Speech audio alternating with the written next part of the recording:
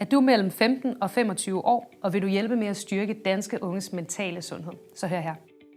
Vi søger lige nu unge til et stort forskningsprojekt.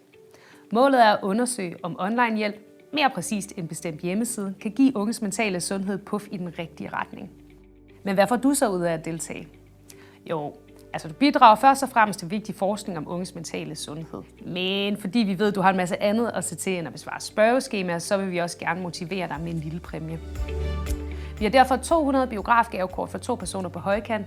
Svarer du på alle 4 spørgeskemaer, deltager du automatisk i lodtrækningen om et af dem. Den her undersøgelse gennemføres af erfarne forskere fra Statens Institut for Folkesundhed, så du er altså i gode hænder hele vejen. Alt du skal gøre for at være med er 1. At klikke på linket. Jeg vil gerne være en del af undersøgelsen lige under videoen. 2. Læse vilkårene for at deltage. 3. Svare på det første spørgeskema. Og voilà, så er du med i undersøgelsen og bidrager til vigtig forskning om unges mentale sundhed. Vi håber meget, at du har lyst til at være med.